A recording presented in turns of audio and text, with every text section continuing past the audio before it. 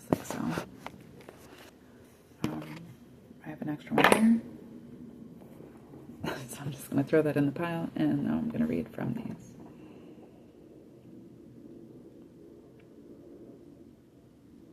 Okay, so immediately I'm getting that there's... I want to set this up so that you can potentially see too. So immediately I'm getting that there is a power structure being built while another one is being demolished.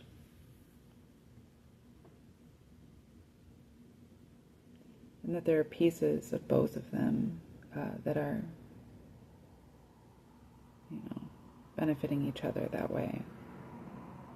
Pieces of scrap that are left after this new one is being built, that are being used to heal the old one. Pieces of the old one that are being left behind, that are being used to build up this new one.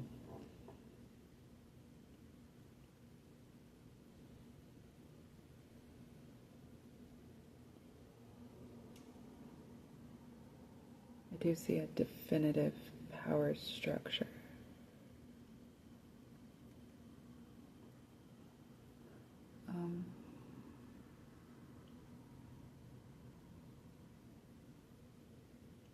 But the things aren't always as they may seem. It's hard to see the forest through the trees.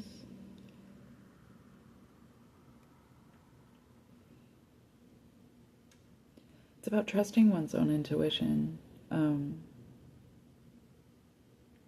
Because your eyes are seeing things clearly. But because of this building up, it doesn't necessarily seem that way. There's this slight distortion.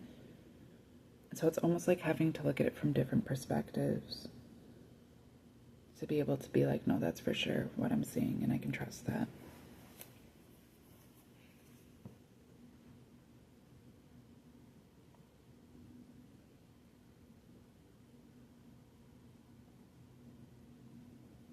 There's this sense of like danger, chaos, not chaos, but danger, a lot of struggle, a lot of like aggression, frustration, violence, sense of loss. And these things are being laid to rest.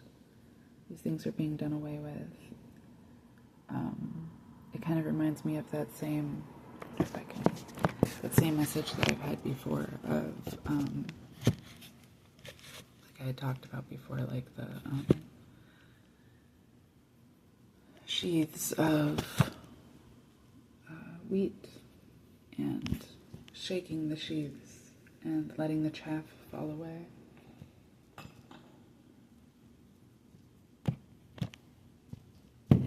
I want to see if I can set this up like this. Okay. Yeah.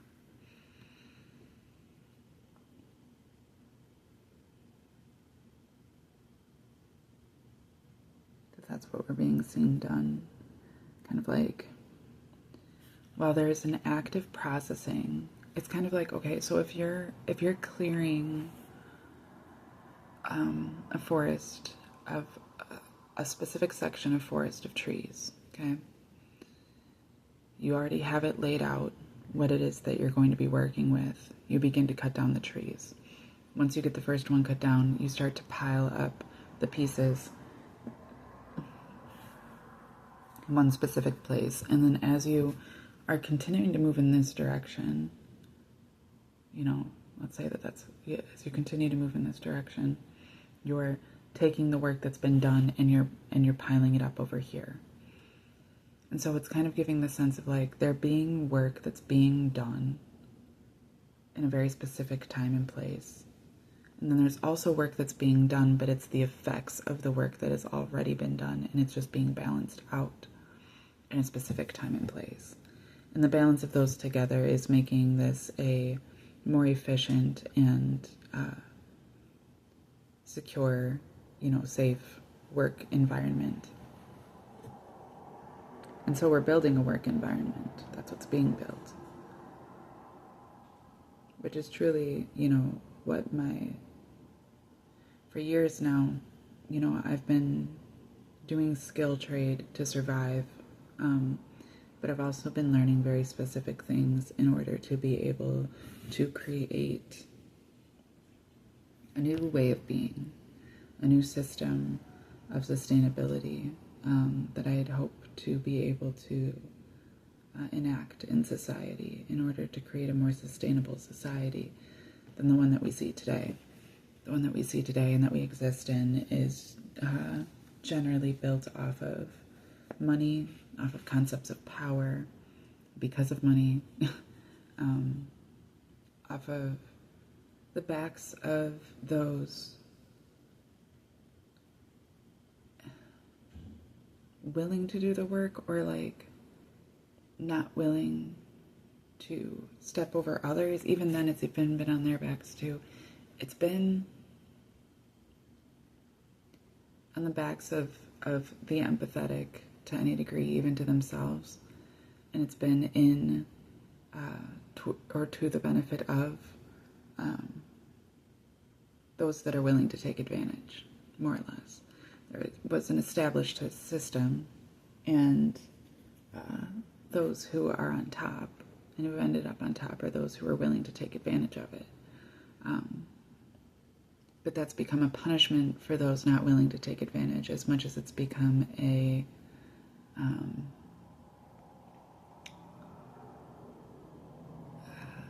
what would you call that? Like a form of collateral. It's kind of like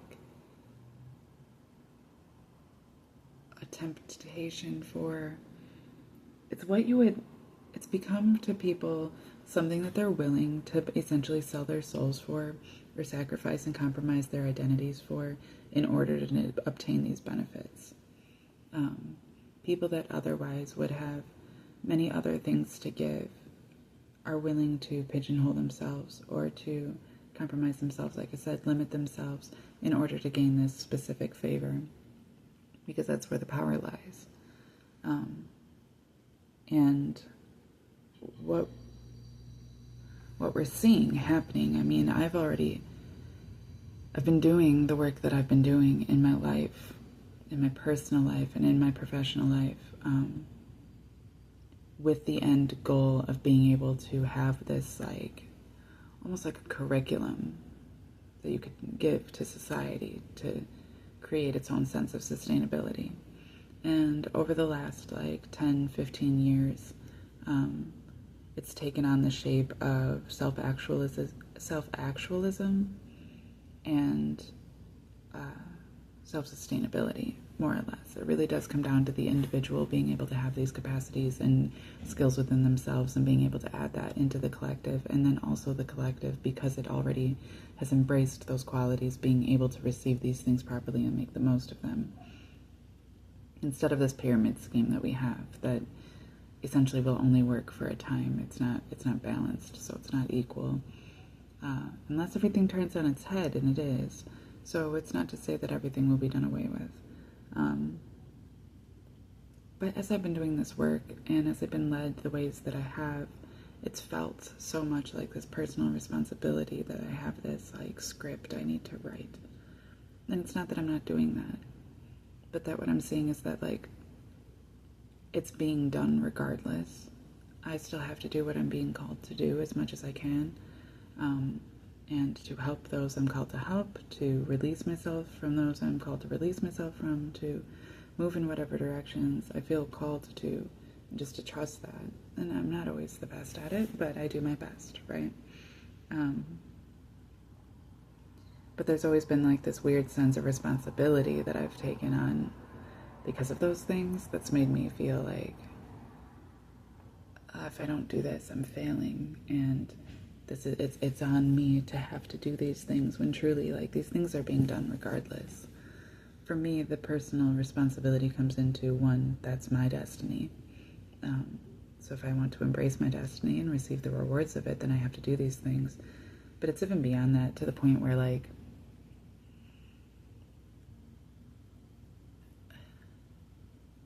Yeah, there's something very specific that I have to offer that is being asked of me.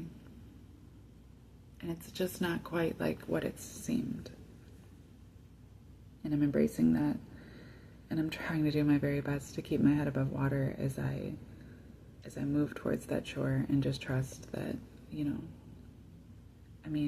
that any of those clinging on to the back of me in order to bring them to shore too, like, deserve that benefit. I mean, it's a hard one. There's people fighting others to get on this ship, and like, those aren't going to be the people that end up making it.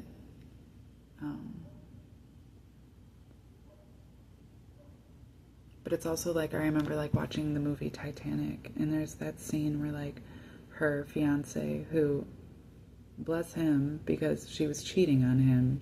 It didn't matter that he was a bad guy. She was trying to reap the benefits and rewards of having a rich fiance, and then was cheating on him so that she could also have love, and she couldn't get it from him. So like, I don't agree with that. And I don't think that he was in the wrong for feeling a lot of the ways that he felt, to be honest, regardless of how wicked they made his character seem. However, the scene where he pretty much tricks those letting him onto the boat to believe that he's just trying to help innocent women and children, but really he's just trying to save himself, always really stuck with me. It gave me such a grimy feeling.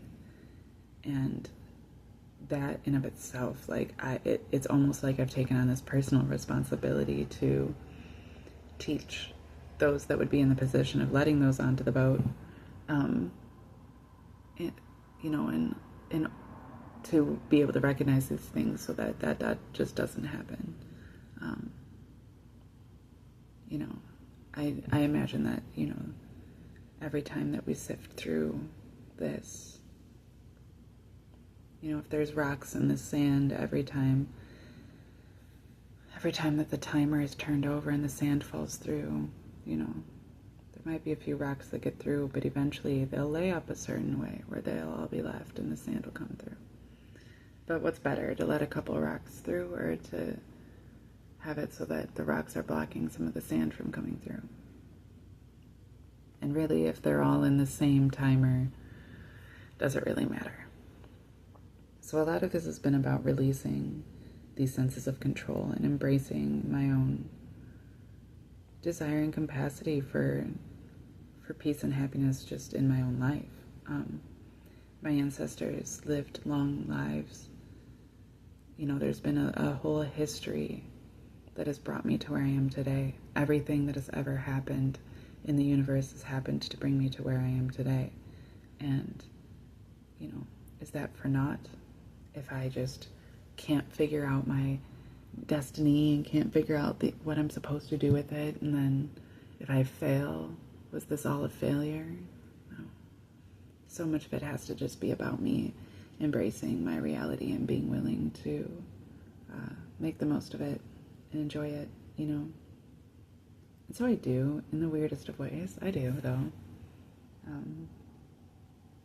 But it's part of this, too, where it's honestly like taking up this work of directing. Like, okay, so we have these things that are getting laid down this way, and they need to be laid over and piled up this way so that we can move on forward in this way. And that was something I would do when I worked in landscaping. I would take it upon myself to make a point that, like, any ever waste from the job that we were actively doing was itself very organized and also taken care of in such a way that by the time that the job was done, we could come back, and instead of having this whole cleanup job to do, these things would easily be able to move on to the next phase. It makes the work site go so much more efficiently. It also makes it safer because there isn't just junk everywhere. It also saves it from, like, if you're picking up the trash as you're making it, then you don't have to worry that, like, some of it's happening to blow into a neighbor's yard or something like that. It kind of just keeps all of everything in check. Dotting your I's and crossing your T's and checking your P's and Q's. So that's been a big part of things for me, and that is what I'm receiving from this.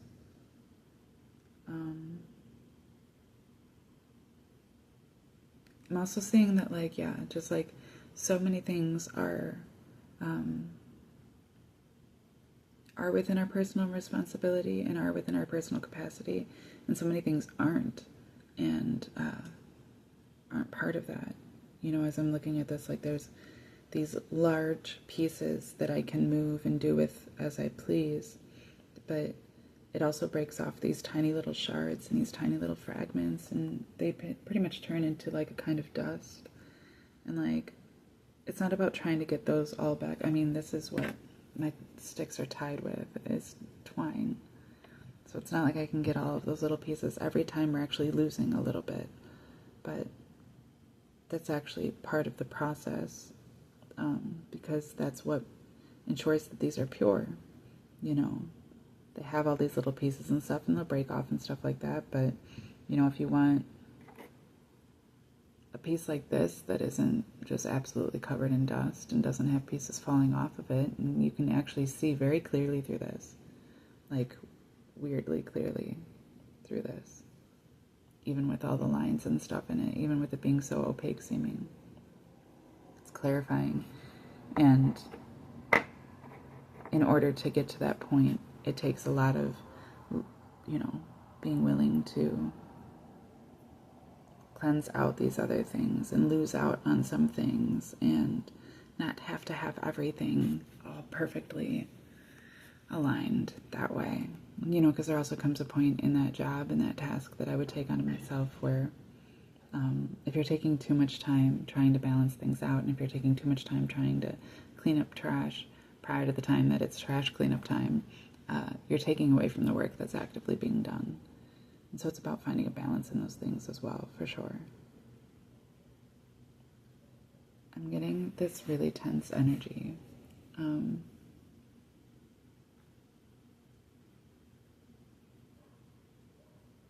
This feeling of like being watched, being waited on, but like in an anxious way.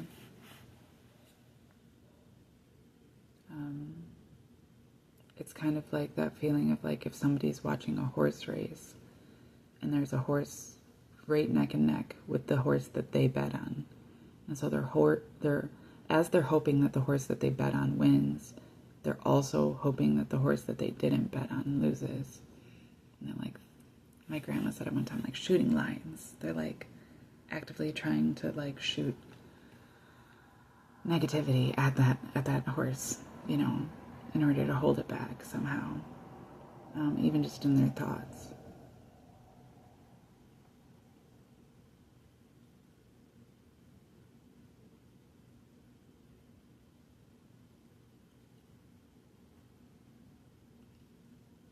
This feeling of being watched and just being judged, you know, like if you're drawing a picture and you have somebody looking over your shoulder, and they're like, what the fuck is that? Because a lot of times when you're drawing, like things don't look anything like they're going to look at the end, right? That's so part of the beauty of watching a picture come together. But when you have somebody right over your shoulder judging it, it's like, you feel like you're bound to mess up, you know? But that's kind of why they do it, almost. Sometimes they do it out of pure curiosity. That's true. You know, and I try to, as an artist, open myself to those things. That's why I do this type of work, too. It's to work on that confidence, to be okay with being seen, even in extremely vulnerable moments, and to not let that trip me up. But not everybody looking over your shoulder is just because they want to see what you create. Some of those people want to see that you even can create it, and they have this jealousy that they bring to the table about it. Like, even if you do it and you do an incredibly well job, while they're sitting here trying to like frustrate you about it, they have this energy of like, well, you looked stupid doing it. You know what I mean? Like, they always have something to say. They always have something to say. Forget about those people.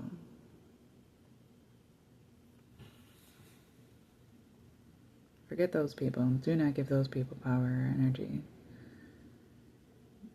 If they have that much time to worry about what you're doing and to judge what you're doing and how you're doing it and what you look like while you're doing it, they ain't thinking about themselves nearly enough.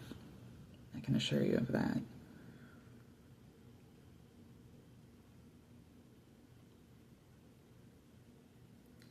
There's this feeling of camaraderie, and then this feeling of isolation, and this feeling of business,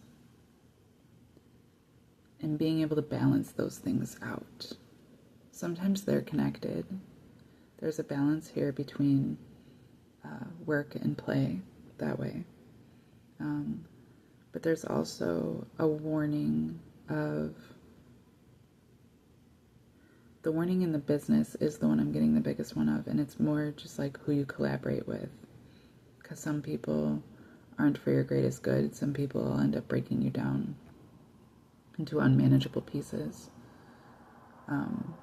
Where those that you keep close in your personal play, you know, in your friendship groups, your social groups, to be wary of anyone trying to dominate in those places.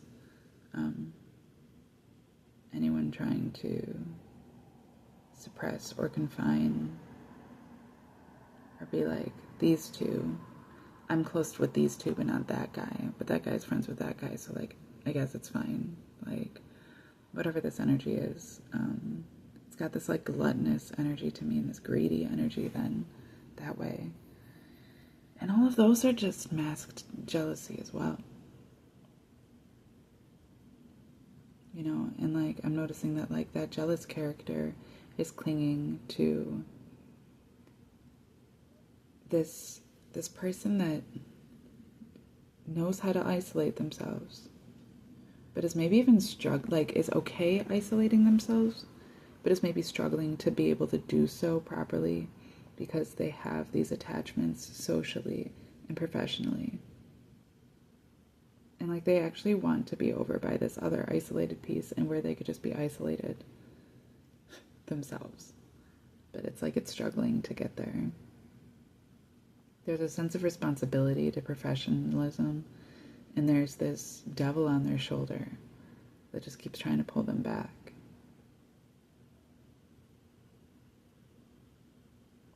And like, that person, that devil on their shoulder, this domineering personality in this social group is looking at this piece that's isolated and is noting like, that thing has cracks, that thing has little shavings falling off of it, like, that ain't shit. But really, the one that's saying that is just using its social group and the collective and the position that it has in order to hide those very same qualities about itself.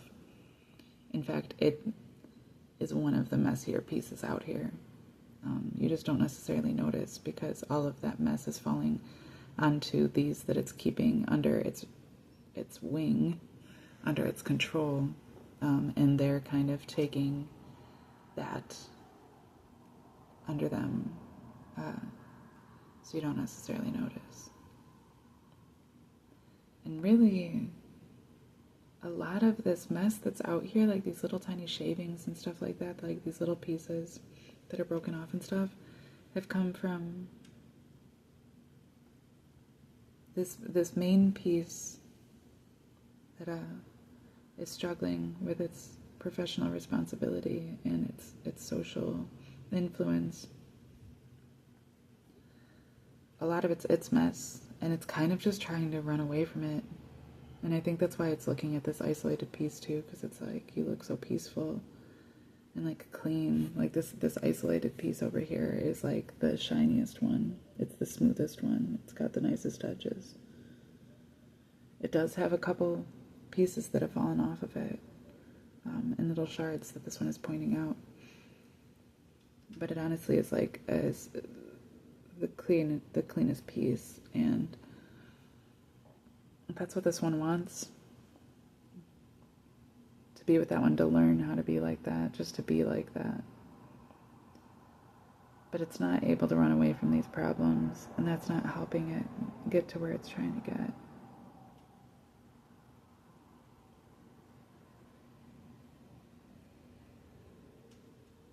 would say that being able to clean, it's not that you have to isolate yourself, but it is important to be aware of the energies that you're taking on, or that are latching onto you, or that you're finding yourself responsible to, and how you let those things define you. There's a story of Jesus coming into town, and a crowd gathers around him, and there's a sick woman in the crowd that reaches out and touches his robe. Secretly, from behind him, she touches the very bottom of it. How would he even know? You know, he's turned around, he's talking to somebody else, he's paying attention to something else, and she touches the bottom of his robe. But he feels that, he senses that, he can sense anytime somebody's trying to take his energy. And so he turns around and he's like, who did that?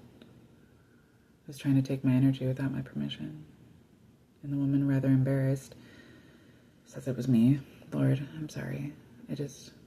I'm sick, and I didn't want to interrupt you or try to fight for attention when you have all these other people that are just, you know, they need you probably even more than I do.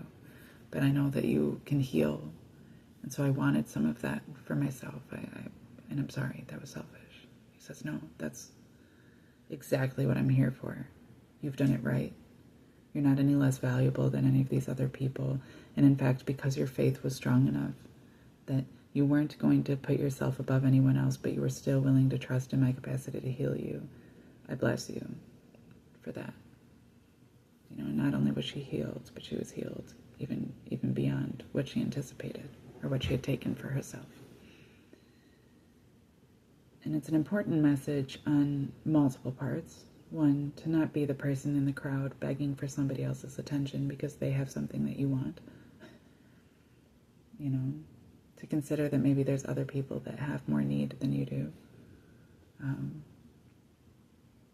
To be that humble, to consider that maybe others have more need than you do.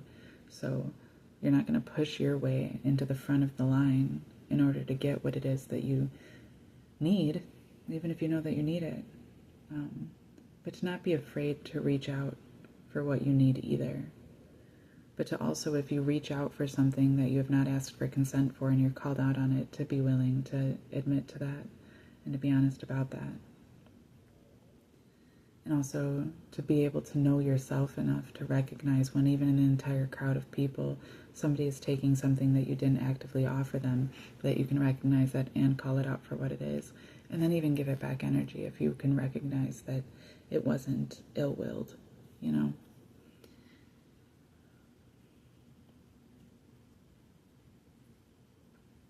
Because that's a hard one. I struggle with that a lot, and I tend to err on the side of empathy, you know. It would end up making, you know, things more complicated if I forced the truth on this matter, if I stood up for myself in this matter, so I'll just concede. It had hurt that person's feelings, and they're on the edge, a lot closer to the edge than I am. I can take the heartbreak, so I'm just not going to be honest about what I need or how I feel. You know, those things can serve a time and place, but ultimately they're not serving the ultimate truth or grace, which is something that balances things. The ultimate equalizer, both truth and grace. So it's important to not let your ego even convince you that sacrificing yourself is somehow the better option. And I've struggled with that when it came to my family, and when I first found out about things revolving an inheritance. I was just so tired of my family shit. I knew right away that they were lying to me, that they had involved themselves to some degree with some sort of illegality in order to get what they got. I just knew that there was something going on that was dark and messed up and just nothing I really wanted to be a part of. And that's all I could think was like, I just don't want to be a part of any of this. I don't want to be a part of any of this. And then I remember telling myself, like, man, if these people make out with what was meant for me, so be it. Because they obviously want it so bad they're willing to do anything for it. And I don't need it.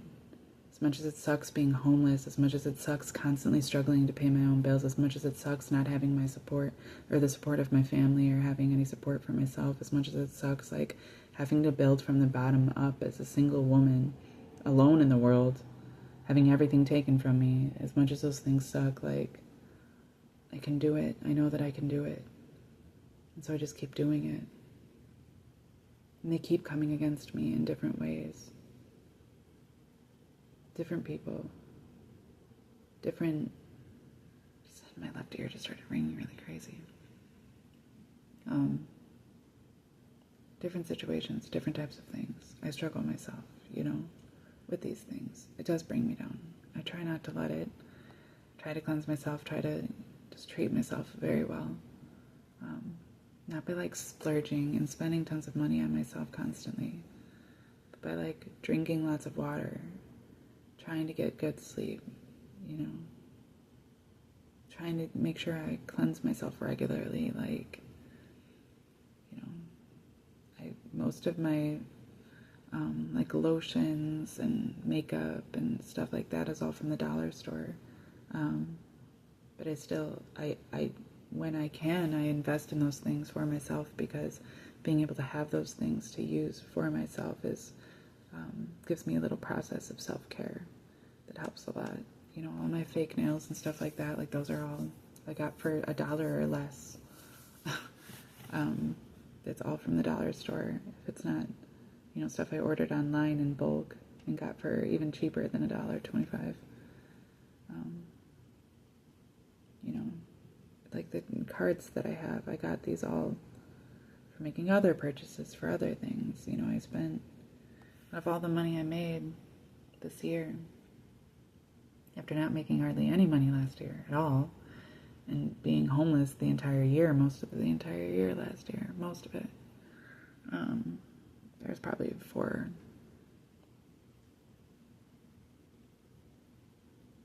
like 6 months, I guess, like half the year I was homeless last year. My left ear just rang again. It's like a sharp ringing. Yeah, it was probably almost like 6 months, technically, last year, on and off. And that was my choice, you know, more than anything, ultimately, because I wasn't going to stick around in situations that were not right for me, or that were trying to kill me, or that were taking more away from me. You know, I felt called to not stay in many situations, and I just trusted it, even though I didn't know what I was doing.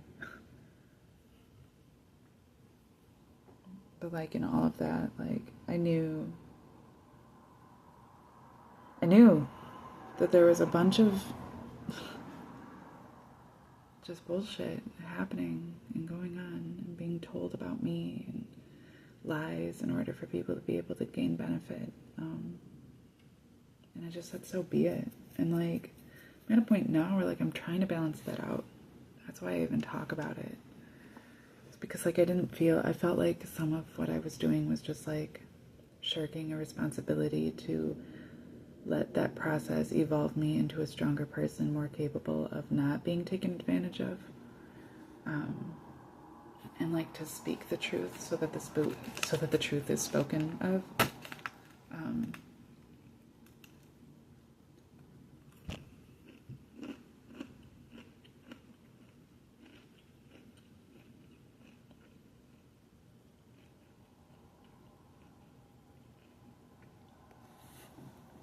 There's this fine balance of having to let everything go and know what to still hold on to move away from certain things, and to know what you're moving forward into.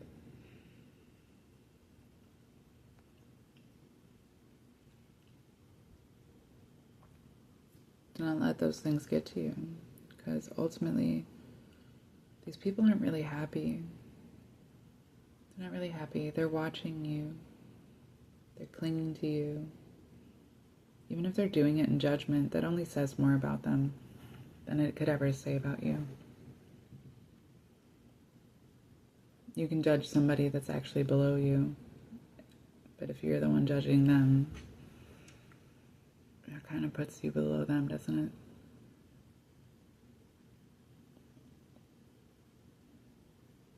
So I'm being reminded, like, not to worry about these things. And to trust that there's a system at hand and that there's new things being built up, and in the wake of this destruction, and that things are still breaking down. Things are still breaking down for sure, to a point of clarity and purity. And there will come a point at that time when what's ones will be ones, and others won't have claim to it. Others will only be able to claim what is theirs. You know, to each their own.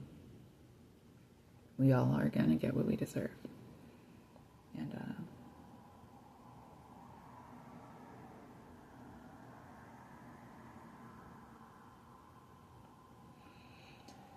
I can rest assured in that. It's the best I got. I was up late last night. That's why my voice is deep. That's why I seem so tired. I went to a friend's house, so we watched some movies, played a tiny bit of video games.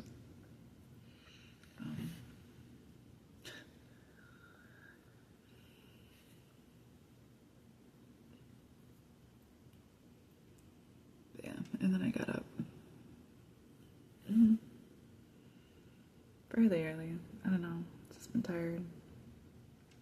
But I felt that energy yesterday, right, when I was doing my reading, where I could feel this weight on me, like the same thing with my left ear ringing. Like I can feel, you can see it on my face. You can literally see this. It looks like I'm being sucked off by a parasite. Like my soul is getting sucked out of me. And then I do feel drained. But I still find these things important, you know. I felt led to do this. And it was a struggle to get into this energy and to be able to read these things. It took a lot. Way more than it should. It's part of what's coming to me is just the removal of these things. All these curses are broken. This is just the residual energy. And that's all that these people have to go off of for their sense of power. You know, so I'm just not giving to it. The fact that there could be people that see me in a very specific low state and that they feel good about that is sickening. Frustrating, you know. But like I said, to each their own. We're all going to get what we deserve, and I try not to worry about those things or put my energy into those things that way. I try to focus on what it is that I'm doing, what it is that I'm working towards, why, and to just focus on my own responsibilities that way, including my responsibilities to myself. So I'm probably going to go to sleep. It looks like I need it. I don't know why my eyes got so dark, aside from the fact that I have mascara. Just rubbed it all over my face.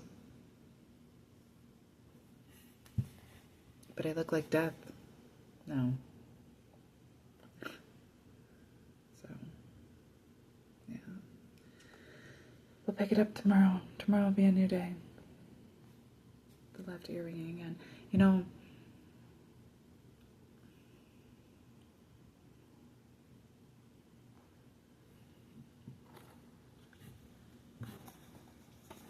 the universe has got me.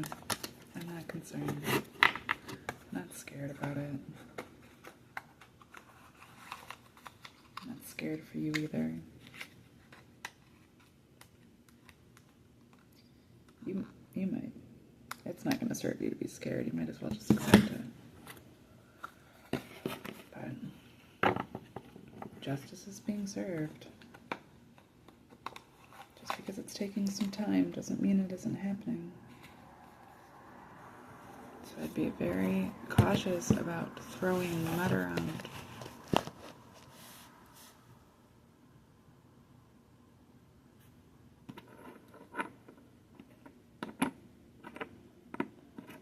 I am trying to be cautious about it. I'm also willing to speak on the truth as much as I am able.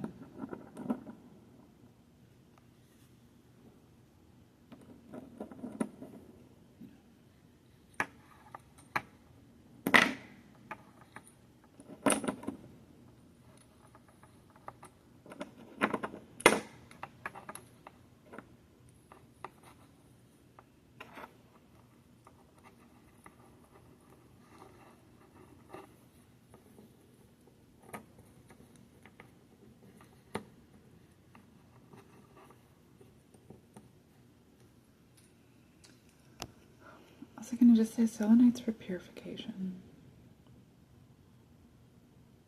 cleansing. It's a stone, it's a crystal that can cleanse all the other crystals because it has these fibers.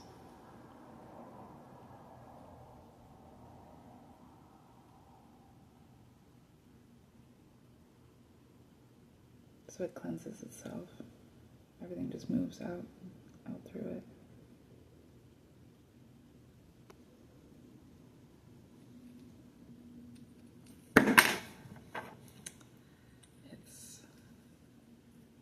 Nice stone to have around.